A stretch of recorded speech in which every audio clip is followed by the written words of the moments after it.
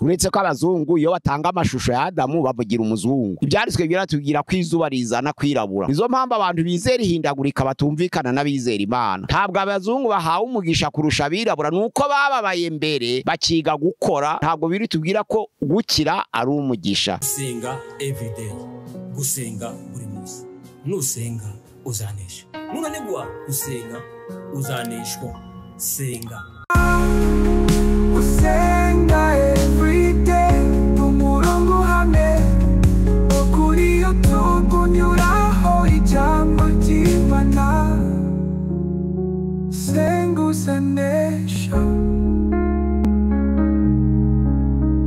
Reka ngusuhuze inshuti ya gusenga everyday, nizere ko mumeze neza mu bisanzwe muri kumwe na Manakiza Edouard abari mu Rwanda. Shalom mukurikirana ibiganiro bya gusenga everyday, turabakunda muri inshuti zakadasohoka. Abari mu Burundi mukurikirana ibiganiro byacu, turabakunda muri inshuti zacu. Abari muri Afrika mwese mwumva ikirundi, ikinyarwanda, ikinyamurenge, ikinyabwisha, turabakunda kuri gusenga everyday kandi Imana ibahe umugisha. Abari ku mugabane wa Burayi mukurikirana ibiganiro byacu, Imana ibahe umugisha.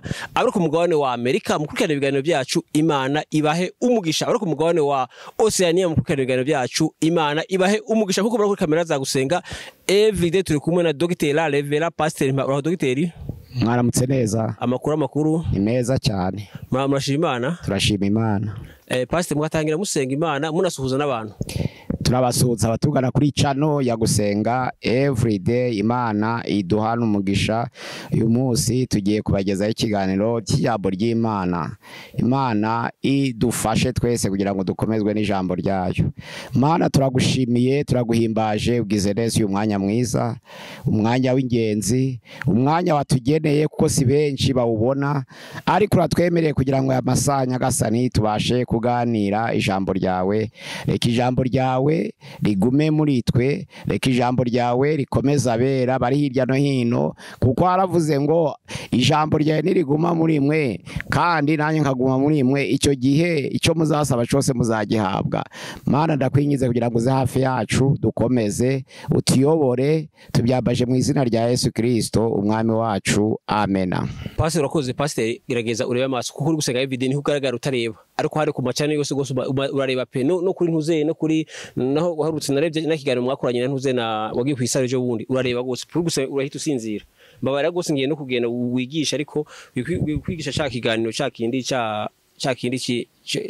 cy'inkomoko nico ugiye guheraho. Yego. Inzira yo kuremwa k'umuntu, Imana remye Adamu na Eva barabyara, ariko Imana ibaha umugisha. Urebye tangirira igice cyaho cya mbere umurongo waho wa 26 kugeza kwa 28 haravuga ngo Imana iravuga iti tureme umuntu ase natwe agira ishusho yacu.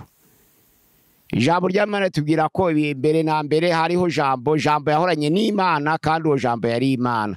Bakavuga ati ese tureme umuntu byakomotse kuki ko babaye benshi, ariko amateka Bibiliya atubwira ko tureme ari Imana Data, Imana Umwana, Imana Umwuka Wera, kuko ibintu byose byarimwe na Yesu. Kandi Imana imaze kurema ijuru n'isi, ijambo ry'Imana ravuga ngo umwuka wayo w'Imana wagendagendaga hejuru y'amazi. Angaro tubona Imana, Umwana, Umwuka Wera. Tureme umuntu ase natwe, ni inkomoko y'ubutatu bwera ngo tureme umuntu ase natwe. Uwo muntu yasaga n'Imana koko, uwo muntu yari afite ishusho y'Imana, ariko ko bavuze ngo tureme umuntu ase natwe, ubwo nitwe Imana, Umwana, Umwuka Wera. Adamu araremwa.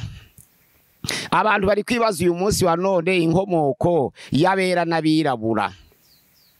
Igihe cya mbere cy'ubuziranenge Imana imaze kurema, habaye igihe kirekire cy'ubuziranenge, kuko Adamu yari yararemewe kudapfa. Adamu na Eva baremewe kudapfa, urupfu rwazanywe n'icyaha. Ubwo noneho rero cyari igihe cyitwa ubuziranenge.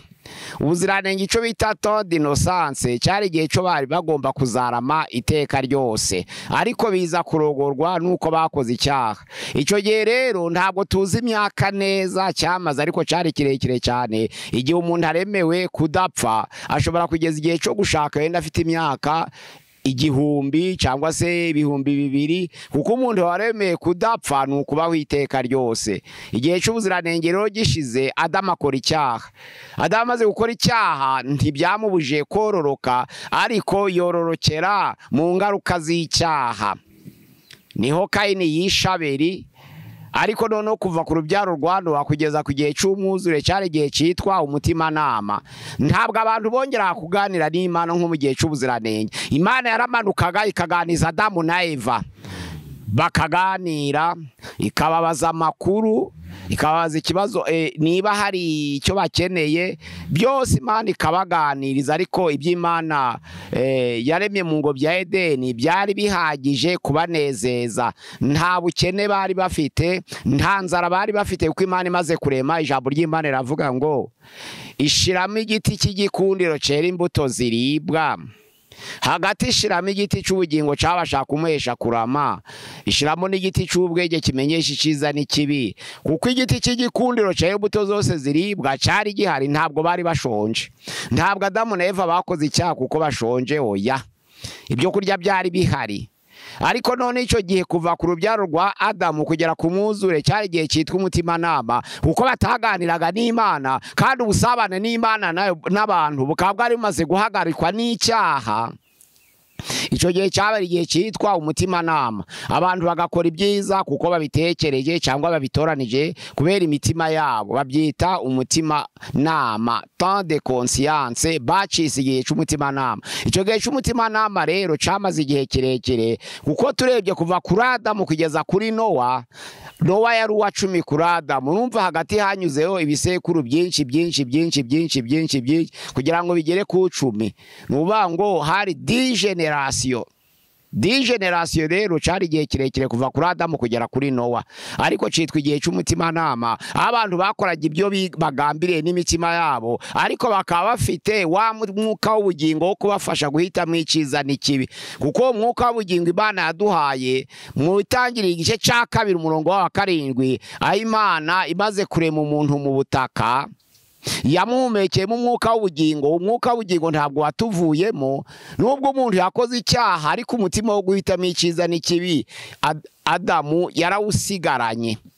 Uwo mutima wo guhitamo icyiza n'ikibi rero, amaze gukora icyaha, imbaraga zo gukora ikibi ziruta imbaraga zo gukora icyiza. Ahubwo nizo mpamvu usanga abantu bihutira gukora ibi kurusha ibyiza hano ku isi. Nuko imbaraga zo gukora ikibi zabaye nyinshi nyuma y'icyaha, ugasanga umuntu ni panche mu kibi kurusha mu cyiza. Ariko Gutegeka kwa 2 igice cyaho cya 30 umurongo wa 15 haravuga ngo dore nshize imbere yawe ibyiza n'ubugingo, nshize imbere yawe ikibi n'urupfu. Hari icyiza n'ubugingo, hakaba ikibi n'urupfu, hitamo. Umutima w'umuntu rero ni panche gukora ikibi n'urupfu nyuma y'icyaha. Ariko ntabwo umutima wo guhitamo icyiza wavuye mu muntu ngo nuko yakoze icyaha, oya, wari umutima umwuka w'ubugingo Imana yahumekeye mu muntu imaze kumurema. Uwo mwuka wahozeho, ariko amaze gukora icyaha tubaho mu ngaruka z'icyaha. Adamu amaze gukora icyaha niho hakomotse urupfu, niho hakomotse intambara, niho hakomotse ubwicanyi, niho hakomotse inzara, niho hakomotse indwara. Ntabwo umuntu yari kurwara iyo Adamu adakora icyaha, ntabwo umuntu yari gupfa iyo Adamu adakora icyaha, ntabwo umuntu yari gusonza iyo Adamu adakora icyaha, ntabwo umuntu yari kurwara iyo Adamu adakora icyaha. Ariko kubw'ingaruka z'icyaha, Adamu amaze gukora icyaha, ibiza byose biraza, ibibi byose byangiriza umuntu n'ubuzima bwe. Ariko cyane cyane ikigabanya imyaka yo kurama kigira imbaraga cyane. Cyari igihe rero cyitwa igihe cy'umutimanama, icyo bita temps de conscience. Iyo temps de conscience rero irangiye, umwuzure wamaze iminsi 70 imvura igwa, ariko kugira ngo amazi akame iminsi 150 yari myinshi cyane, ibyatsi byari byangiritse. Ariko kuko itegeko ry'Imana ryari ryabwiye Nowa ngo yinjiranye mu nkuge n'amatungo, ikigore n'ikigabo, ibyo yamutegetse byose kimwe bibiri, yageze mu nkuge abana nabyo. Ariko umwuzure uza gukama, ibyatsi byarangiritse, itaka byarahindutse urwondo, icenda itangira igice ca cenda umurongo waho wa mbere kugeza ku murongo waho wa kane, ahabaye inkomoko yo kurya inyama nuko ibyatsi byari byangiritse byabozejwe n'amazi y'umwuzure. Noneho rero abantu batangira kurya inyama. Iryo tegeko ryo kurya inyama ntabwo ari itegeko ryo kurema, oya, nuko umuntu yari yangiritse, kuko mu gihe cy'ubuziranenge nta kurya inyama, mu gihe cy'umutimanama nta tegeko ryo kurya inyama ryahabaye. Ariko amatungo n'inyamaswa byabereyeho tuwarisime, ni ukuvuga ngo ni ukuja arabireba nk'ubukerarugendo, akareba intare akanezerwa, akareba inzovu akanezerwa ko niwe wari wabyise amazina, akareba ingwe akanezerwa, akareba inka akanezerwa, akareba ihene akanezerwa. Ntabwo byari byo kubaga ngo arye. Narizo mpamvu abakurikiye ubuzima bw'igihe cy'ubuziranenge uyu munsi wa none n'umutimanama bavuga ko kurya inyama ari icyaha, ariko Bibiliya ntabwo ivuga ko kurya inyama ari icyaha, ahubwo kurya inyama ni ingaruka z'icyaha. Kandi Yesu Kristo yaje ari umucunguzi, aba insinzi y'icyaha, tumenyekanisha Imana, ariko ntabwo yakweho ingaruka z'icyaha. Nuvuga ngo ingaruka z'icyaha niba hari indwara, hakaba hari intambara, hakaba hari inzara, hakaba hariho urupfu, hariho no kurya inyama, nawe ni ingaruka z'icyaha. Ntabwo twabyikuramo. Uko utakwamagana indwara ngo ye kuba ku isi, uko utakwamagana inzara ngo ye kuza ku isi, uko utakuraho intambara Yesu ataragaruka, niko utakuraho no kurya inyama, kuko ni ingaruka z'icyaha. Kandi Imana yabitegetse mu gihe cy'ubutegetsi bw'abantu, aricyo gihe cya gatatu. Mu bihe birindwi Imana yageneye isi, igihe cy'umutimanama cyari icya kabiri, igihe cy'ubuziranenge ari icya mbere. Ubona uvuga ngo ubuziranenge, umutimanama, ubutegetsi bw'abantu, amasezerano, amategeko, igihe cy'ubuntu tugezemo uyu munsi wa none, aricyo Yesu agiye kugarukamo. Hagaba n'igihe cy'ingoma y'imyaka 1000 kizasozereza ku ngoma y'iteka. Ibyo birindwi Imana yageneye isi rero byose byabaye mu buzima butandukanye, ariko nshaka kuvuga ko itegeko ryo kurya inyama ryabaye mu gihe cya gatatu cyitwa ubutegetsi bw'abantu, kuva kuri Nowa kugera kuri Aburahamu. Ibyo bita guverinema ime, niho abantu batangiye kurya inyama. Noneho rero akaga kariyongera, kuko abantu batangiye kurya inyama, itegeko ry'Imana ryaravuze ngo inyamaswa zizabatinya. Nizo mpamvu nizimara kubatinya zibatanga namwe zizabarya. Umuntu rero yiteguye kwica intare cyangwa ikamwica, kandi yayica afite uburenganzira bwo kuyirya. Ni ukuvuga ngo wayica ukayirya cyangwa ukayireka, kuko itegeko ry'inyama ntabwo ari icyaha, no kutazirya ntabwo ari icyaha.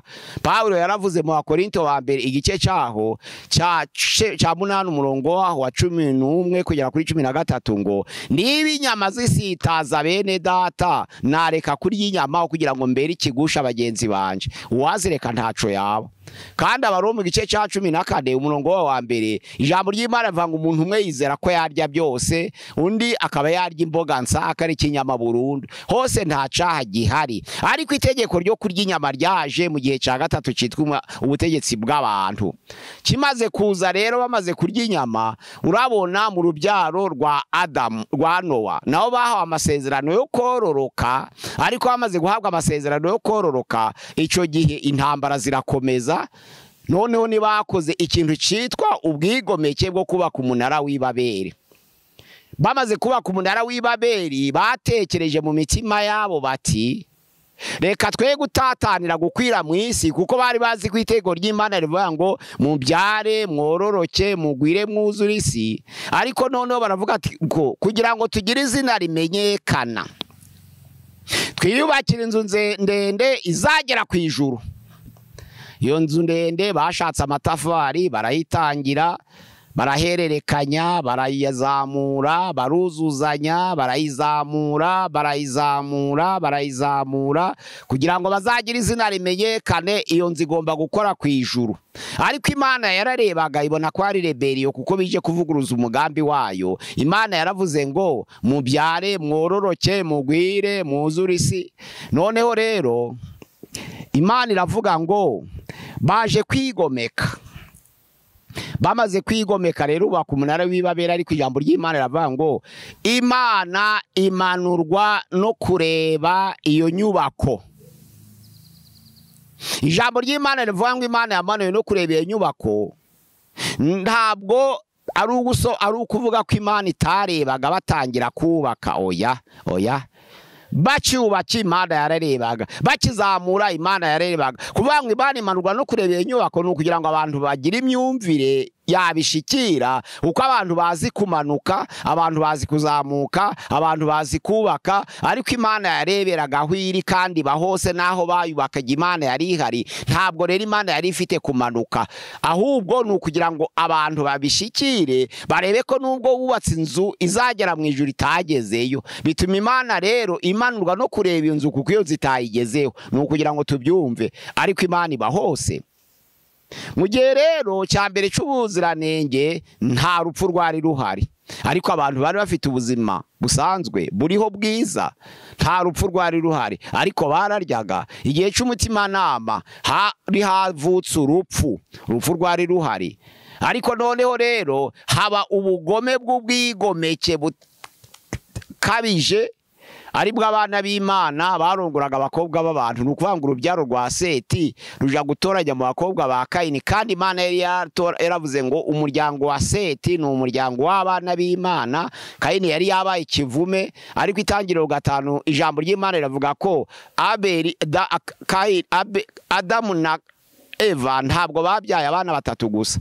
Bibiliya itubwira Kayini, ikatubwira Abeli, ikatubwira Seti, ariko Itangiriro 5:1 kugeza ku wa 5 tubwira ko yabyaye abahungu benshi n'abakobwa benshi. Abahungu benshi n'abakobwa benshi nyine nibo Kayini yaje kurongoramo umwe muri bo cyangwa bamwe muri bo, kuko mu buzukuru ba Kayini naho hagize umuntu wari ufite abagore babiri, ariko Kayini yari afite umugore umwe.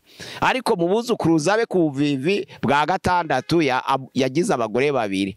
Ubwo noneho rero Kayini amaze gutoranya mushiki we arabyara, ariko mu rubyaro rwa Adamu amateka tubwira ko Kayini yari yagize abakobwa beza kuko bagiraga umutima mubi. Seti nawe abyara abana bita kwa bana b'Imana ko yari yatoranijwe, kandi akaba ari yavukiye gushumbusha Adamu na Eva. Abeli wari wapfuye. Ni ukuvuga ngo Seti bisobanura ngo shumbusho mu Kinyarwanda, Seti ni mu Giheburayo bisobanura ngo shumbusho. Yaje ari umwana wa gatatu wa Adamu na Eva, ariko ari uwo gushumbusha abo babyeyi bombi kuko bari babaye buzuye umubabaro kubera Abeli yari yabavuyemo. Imana irabashumbusha. Abana ba Seti rero bananirwa kwihangana ngo bifate bategereze aho mu rubyaro rw'abana ba Adamu na Eva bazavuka, ahubwo barongora mu bakobwa ba Kayini baza kubyara abantu. Ijambo ry'Imana riravuga ngo abantu bamaze kugwira mu isi babyara abakobwa. Babyaye n'abahungu, ariko Bibiliya yanditse abakobwa kuko mu bakobwa nibwo Satani ashakira inzira yo kurimbura umuryango, babyara abakobwa. Abana b'Imana bitegereje abakobwa b'abantu babona ko ari beza ngo batoranya mwabo barongo hariya bibabaza Imana cyane, kuko urubyaro rwa Seti rwari rugiye kwiyandarika ngo rurongore mu bakobwa ba Kayini. Ubwo rero bariyandarika, ariko bari bafite umugambi wo kuzabahindura abana b'Imana, barabananira.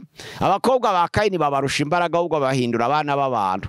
Urubyaro rero ruba rurangiritse, bakora ibibi byangwa n'Uwiteka, bituma Imana igera ku rwego yicuza impamvu yaremye umuntu.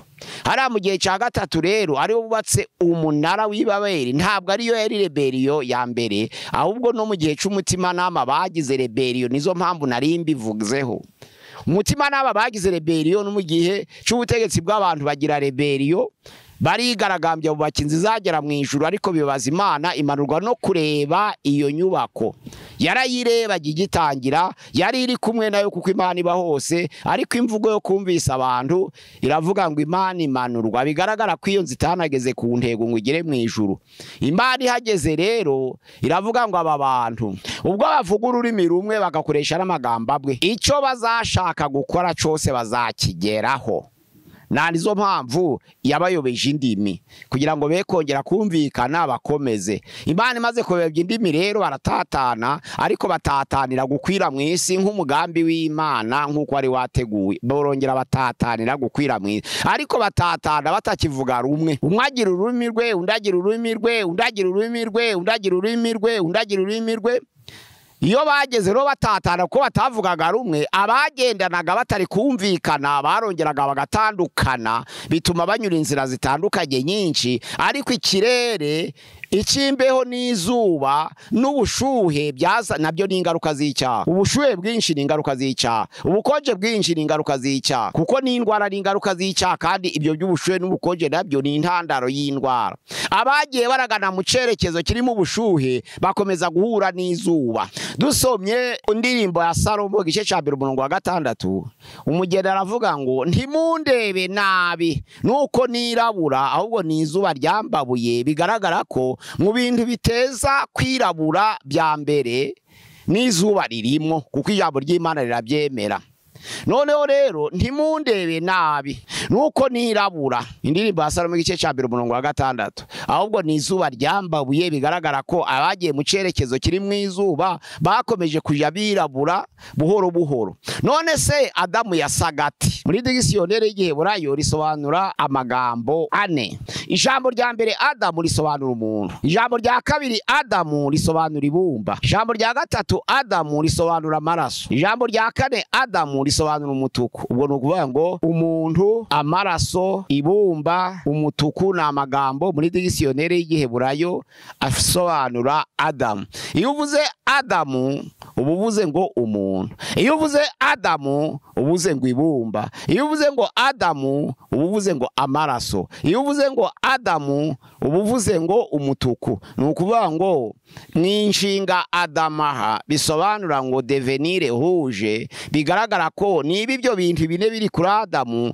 twareba ishusho ye. Ariko se ibumba ryose ni umutuku? Hari ibumba ry'umutuku, hari ibumba ry'umukara, hari ibumba ry'icyatsi kibisi, hari ibumba wenda ry'umuhondo. Ayo mabumba yose abaho. None ibumba bavuga ryakozwemo Adamu ryaba ryari risarite, ryaba ryari umukara, ryaba ryari umutuku? Kuko n'ibumba ryo rirahaba, ibumba ry'umweru rirahaba, ayo mabumba yose arahaba. None iryo babumbyemo Adamu ryari irihe? Turebye inshinga Adamu ha devenir rouge, byagaragara ko ryaba ryari risa n'amaraso, none akaba yari umutuku.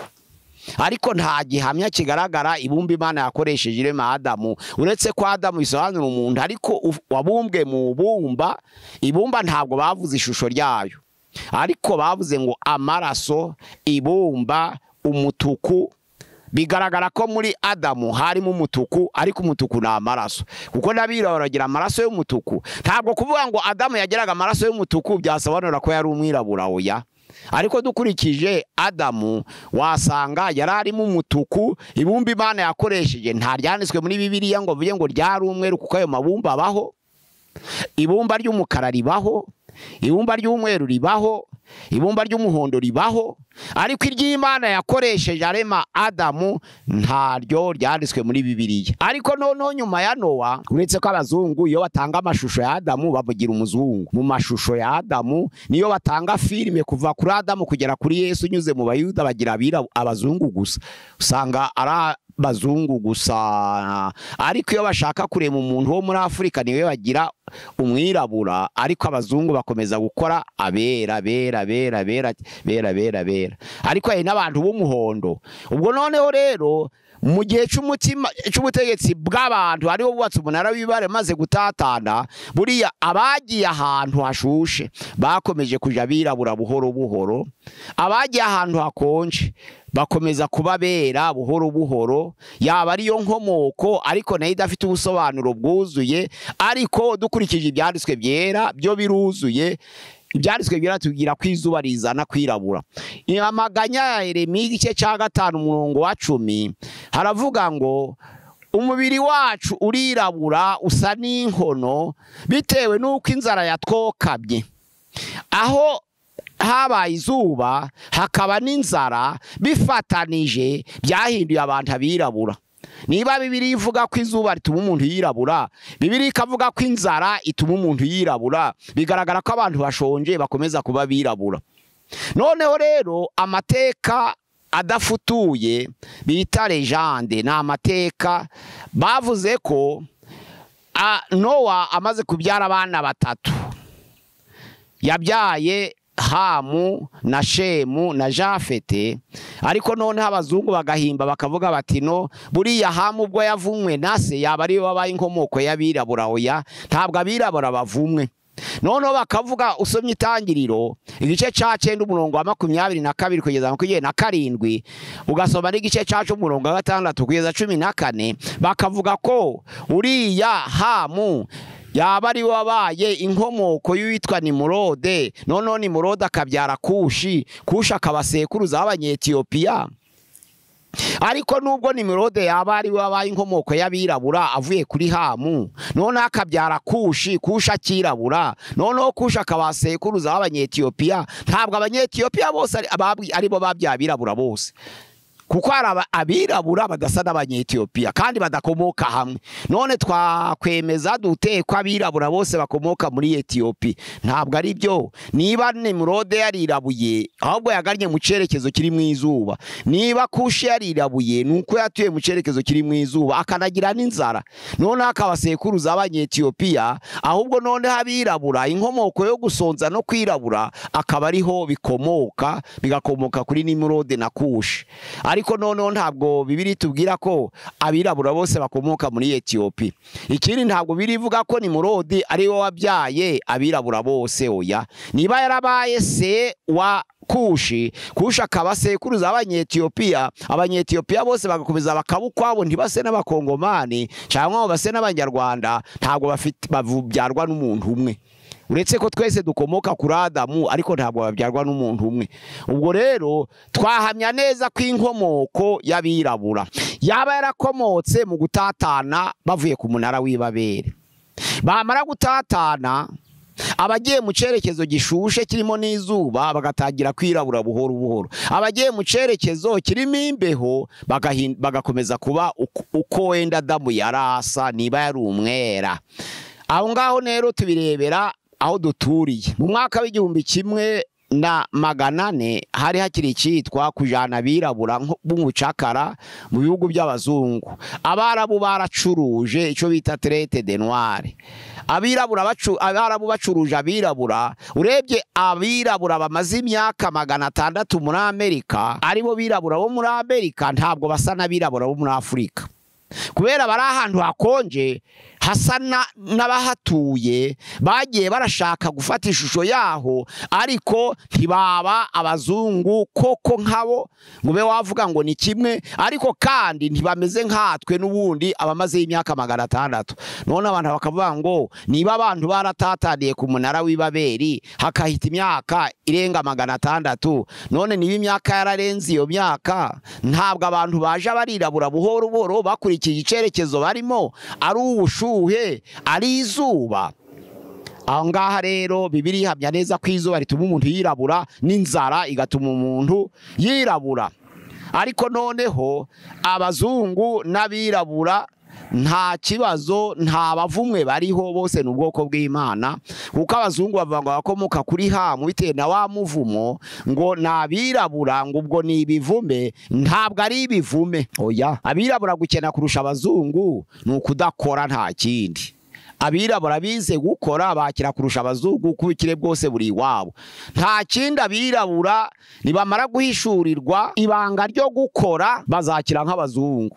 No kuvuga ngo umwirabura ngo akenye kubera yavumwe, oya, ntabwo yavumwe, ahubwo bagira uburangare kubera bavukiye mu bihugu bikize bifite ibyo kurya, byatumye badategura ngo bikange. Ariko abazungu bavukiye mu bihugu bikennye, ahubwo bituma bagira ubwenge bwo gutegura, baniba n'ibyo badategura, nibyo bibakijije, bituma abazungu bavuga ngo nabakire, bazatanga imfashanyo kubirabura. Ariko ibyo bafashisha mwabirabura nibyo banakuye kubirabura, nta cabo bafite, ahubwo ibyo bambuye abirabura nibyo babafashishamo. Angaro twakumva ko ntabwo kuba umwirabura ari umuvumo, oya, oya.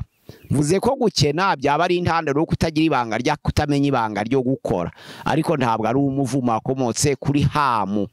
Kandi noneho rero Yesu acungura, ntabwo yacunguye abazungu gusa, ariko iyo abantu bakora filime ya Yesu bamugira umuzungu. Noneho bakerekana ko gucungurwa kwaba kwari uko abayuda gusa cyangwa kwa abera gusa, ariko abo Yesu yacunguje amaraso ye n'abisi yose. Byanditswe muri Yohana ya mbere 2 umurongo waho wa mbere kugeza ku murongo wa 3, ahavuga ngo bana bato ntimukora icyaha, ariko nihagira ukora icyaha dufite umurengezi kuri Data, udusabira ku Mana ari we Yesu kiranuka, uwo ni impongano yacu twese, ariko ntabwo ari yacu twenyine, ahubwo ni y'abari mu isi bose. Abari mu isi yose rero harimo abirabura.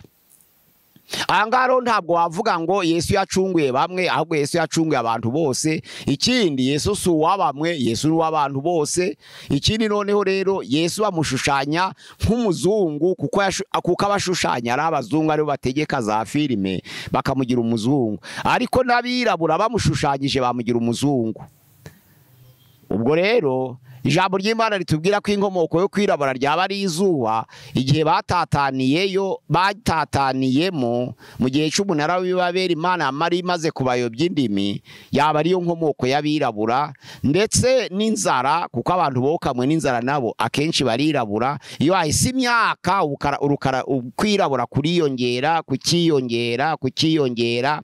Amagambo ya Yeremiya rero nizo mpamvu umuhanuzi yavuze ngo imibiri yacu irirabura nk'inkono bitewe n'uko inzara yatwokamye. Abirabura bokamwe n'inzara, ariko batora mu cyerekezo kirimo ubushuhe, bituma noneho ubwirabura bwabo bukomera.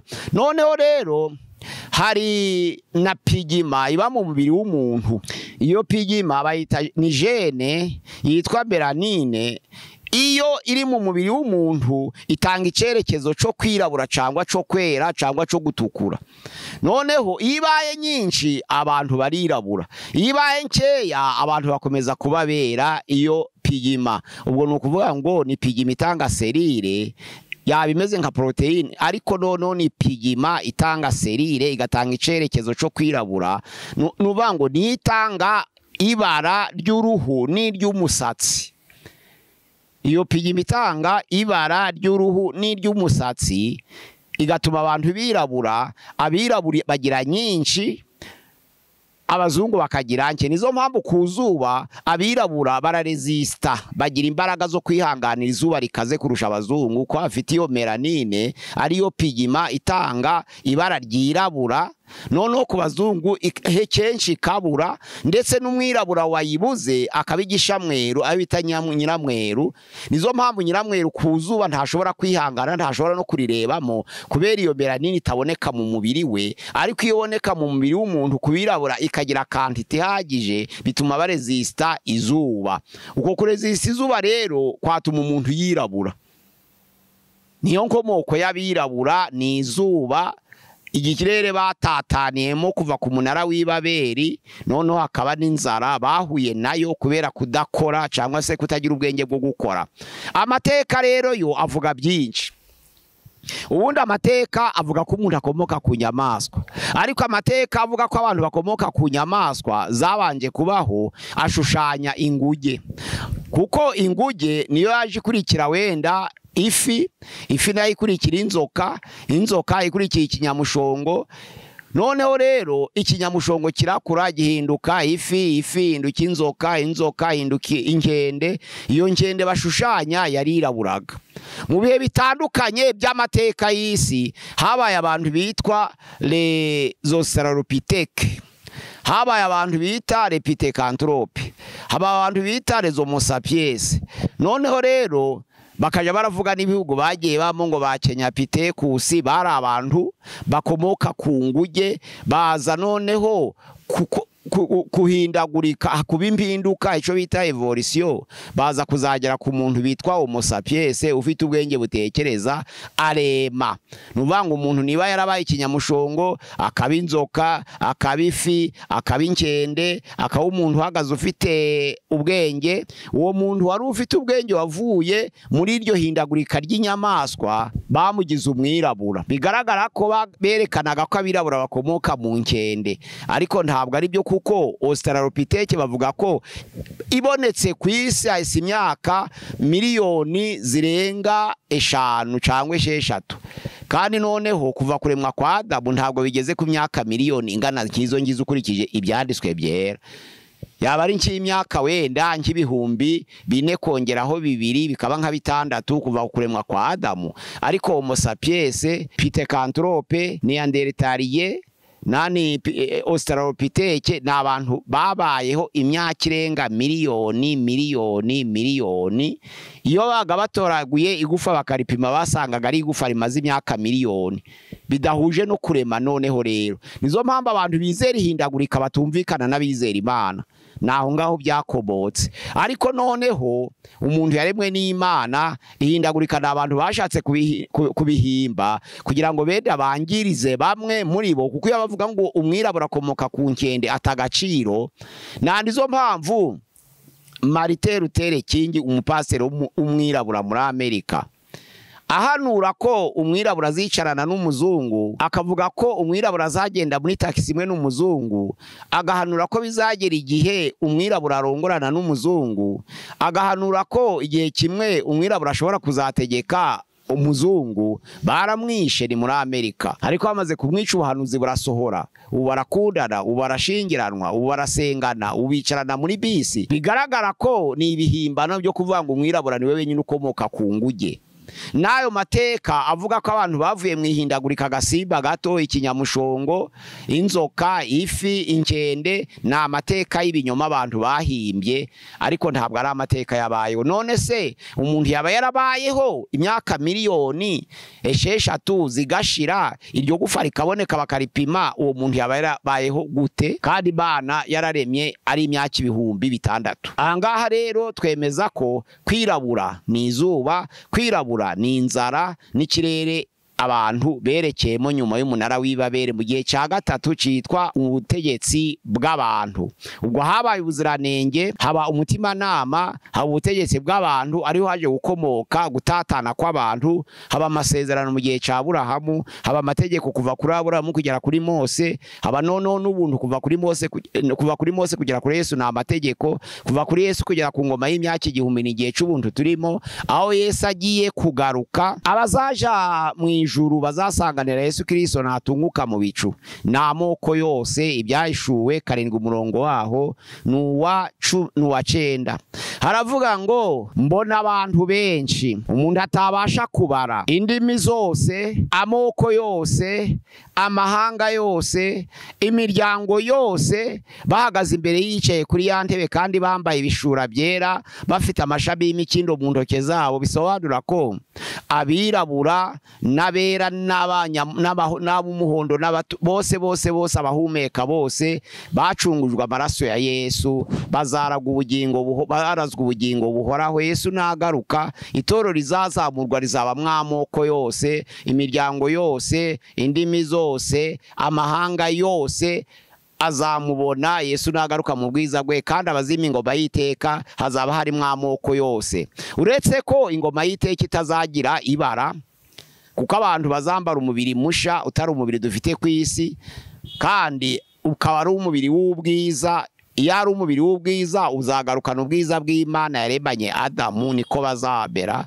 ubwiza bw'Imana yaremanye Adamu, ariko noneho bafite ubushobozi bwo kudafatwa n'ibifite umubiri, kuko Yesu yaravuze ngo bazafite iminsi y'abamarayika. Nta musaza, nta mwana, nta musore, abamarayika ni kimwe, bambaye ubwiza bw'Imana kimwe, bafite umubiri w'ubwiza kimwe, bafite umubiri w'imbaraga kimwe, bafite umubiri w'icubahiro kimwe, bose bazaragwa ubugingo buhoro kandi biba ingoma y'iteka. Imana yacu idufashe tumenye inkomoko y'abirabura. Kongera kuvuga ngo bakomotse kuri Hamu wavumwe ni ikinyoma. Ntabwo abirabura bavumwe, aho ngaho tuhamenye neza. Ntabwo abazungu bahawe umugisha kurusha abirabura, nuko bababaye mbere bakiga gukora, noneho bagakira. Kandi gukira ntabwo ari umugisha. Oya, gukira bishobora kuba nabyo ari umuvumo. Ntabwo biri tubwira ko gukira ari umugisha. Yesu ahuriye na Aburahamu mu kibaya cy'ishave, ijambo ry'Imana riravuga ngo Aburahamu avuye gutsinda amahanga Ikedorowameri, yari amaze gutsinda bami 5, ariko agarutse ageze mu kibaya cy'ishave ahura na Melikisedeki. Melikisedeki ni umwami w'Isalemu, ni umwami w'amahoro. Ijambo ry'Imana riravuga ngo ni wa wundi wasanganiraga Aburahamu avuye gutsinda amahanga Ikedorowameri. Hariya barahuye, Melikisedeki aha Aburahamu umugisha. Ariko Aburahamu bimunesheje aravuga ngo nanjye ndaguha 10 cy'ibyo mfite byose. Ko yari afite inka, yari afite intama, yari afite amatungo, yari afite abagaragu, ariko ataragira umugisha. ntabwo rero abazungu kuba bakize bisobanura ngo bafite umugisha oya umuvumo ushobora kuza no mu nzu z'abakire bagakora ibitari byo none se ubutinganyi ni abakene si abakire ubwo se ntibavumwe baravumwe ahangaha rero umugisha ntabwo ari ubukire umugisha ni amahoro n'umutuzo no kunyurwa noneho rero abantu bakishimira mu Mana nta kindi naho abantu benshi bakize babaye ibivume kuko bari gukoresha ubutunzi bwabo ibitagira umumaro n'ibitari byo Imana yacu dusange ntabwo kwirabura ari ukuvumwa ahubwo ni izuba ryabokamye n'inzara kandi ntabwo kuba umwera ari umugisha kuko hari umurongo wa Bibiliya uvuga ngo umugisha Uwiteka atanga uzana ubukire kandi nta mubabaro yongeraho abantu bakifashisha mu magambo bashaka kuvuga ko abakire ari abanyamugisha ariko ndaberuriye nkurikije amateka ya Melikisedeki na Aburahamu ko ubukire bwo kwisi atari umugisha ahubwo ni ubutunzi rero ntiburimo amahoro akenshi ubutunzi ntiburimo kunyurwa ubutunzi busanga abatunzi barya iby'abakene ugasanga rero ntabwo gusobanura umugisha ari gusobanura ubukire wabwira umwirabura uyu munsi wa none ngo nashushanye Yesu kubera ubukoroni bwatwokamye nawe yamugira umuzungu kuko n'abirabura nabo ntibakwizera ko Yesu Kristo atari umuzungu ariko noneho rero ntabwo Yesu yari abumbwe muri serire za Yosefu na Mariya oya yari abumbwe muri serire z'umwuka wera kuko Yesu ni Imana yigize umuntu ntabwo ari serire za Yosefu na Mariya ngo tuvuge none ubwo bari abayuda na Yesu ni umuyuda oya zari serire z'Imana kuko Imana ni umwuka n'abayisenga bayisenga mu mwuka no mu kuri nabo nibo bakwiriye gusenga Imana murakoze Imana iduhana umugisha Paseri icyo rero ushatse kuvuga no kuvuga ko Adamu na Eva batari abazungu kandi batari n'abirabura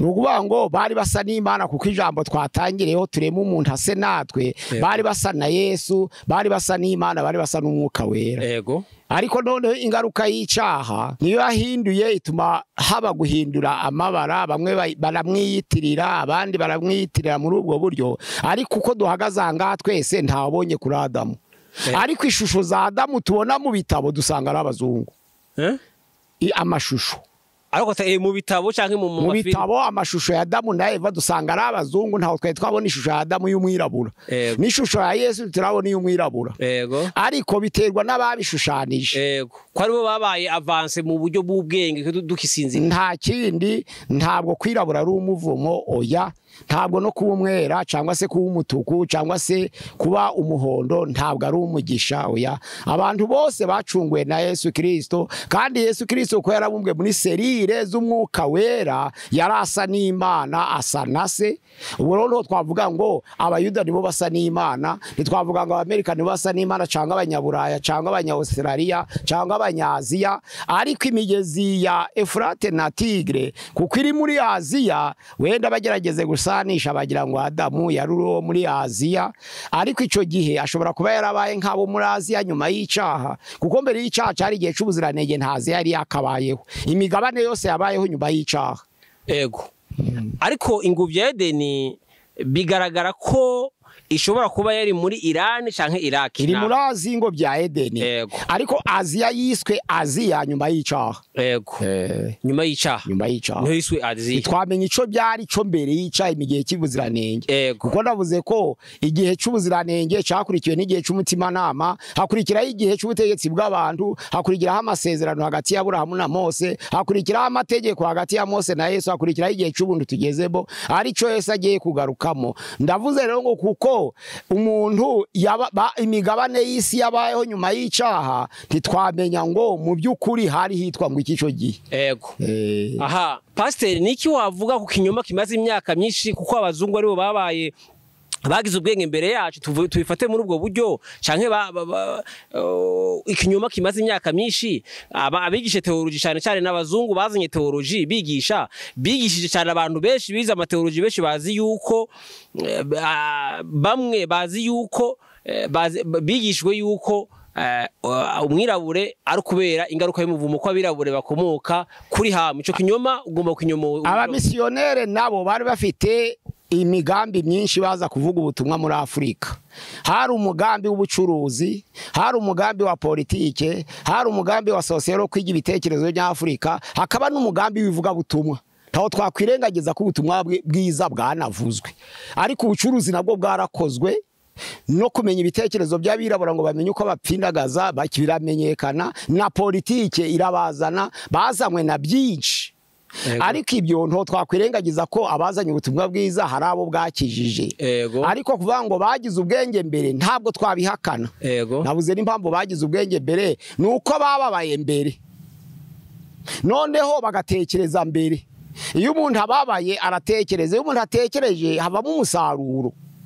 Abirabura kuko bavutse basa naho ari abatesi, ntabwo babonye umwanya wo gutekereza. Nta nizo mpamvu na n'uyu munsi wa none n'abafite ubukire barakennye. None si abazungu batera inkunga ntibakoresha ibyo bibye Abanyafurika, akaba ari byo babagarurira Abanyafurika ntibabimenye. None se umwirabura umubwiye ngo nashushanye Yesu uyu munsi wa none, nawe kuko atari yemera neza ko Yesu yaba umwirabura, yamugira umuzungu kubera imbaraga z'ubukoroni zamunyuzemo.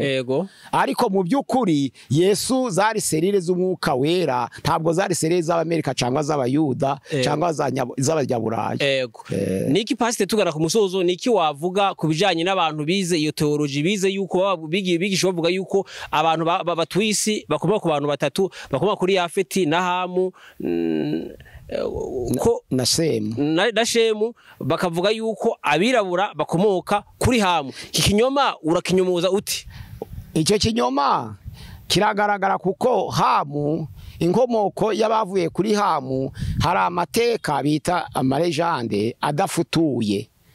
Usomye nabivuze ngo mwitangirira igice cyaho ca 9:22-27, ugasoma 10:6 n'uwa 14 itangiriro, havuga ko Nimurodi yabyaye Kushi akaba ari sekuru y'Abanyetiyopiya. Ariko none bakavuga ko mu rubyaro rwa Hamu havuyemo Nimurodi, ariko umurongo ntubyerekana ko Nimurodi ari umwana wa Hamu. None bakavuga ko kuko Hamu yavumwe byatumye abakomoka kuri Hamu aribo bitwa Abanyafurika bafite umuvumo. Ariko Ethiopia ntabwo ari yihagarariye Abanyafurika bose, kandi Abanyafurika batari aba Ethiopia bafite inkomoko yabo. Ariko nubwo dufite Adamu nk'umubyeyi umwe watubyaye na Eva, ariko abakongomani ntabwo basa n'Abanyethiopia, kandi ntabwo buhoro buhoro abakongomani bazasa n'Abanyethiopia. Oya, Yesu azarinda agaruka Ethiopia iri ukwako, Kongo iri ukwako, na Rwanda iri ukwako. Ntabwo rero abirabura bose bakomoka ku Banyethiopia ngo tuvuge ngo twese turi urubyaro rwa Kushi. Oya, ahubwo abirabura nabo ntabwo babyarana. Twese rero dukomoka kuri Adamu, nta kindi. Dukomoka kuri Adamu wasaga n'Imana, agasa neza, agasa n'umwuka wera, nkuko ijambo rivuga ngo tureme umuntu ase natwe. Noneho icyo ni kinyoma abazungu, ni kinyoma bashatse kugira ngo bacishe ubu cyangwa batesha agaciro, abirabura. Pase reka tugushimire, tukubwire ngo Imana igumugisha. Reka dushime n'abarwanya muri kiganiro, tubwire ngo Imana igumugisha. Reka dushime uzufata ibiganiro byacu ukabihera inshuti yawe, tukubwire ngo Imana igumugisha. Reka dushimire wowe uzufata kanya ukadusengera. Reka tugushimire tukubwire ngo Imana igumugisha. Nawe ushobora kuba bwa mbere ugeze kuri gusenga everyday, tugusaba ukanda subscribe cyangwa ukora sabo, niwe uzazobona ibiganiro byacu bitakugoye. Nta handi hantu uzabona zino nyigisho atari kuri gusenga everyday. Pase sinzi ko kintu bakongeraho gusenga everyday.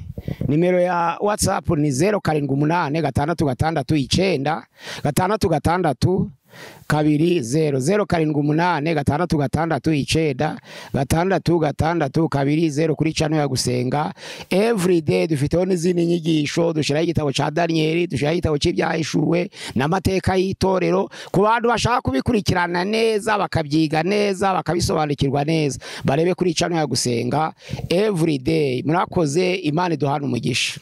Ikiganiro aho butaha. Shalom. Usenga everyday umurongo hamwe ukuri utugunyuraho ijambo ry'Imana. Senga usanesha.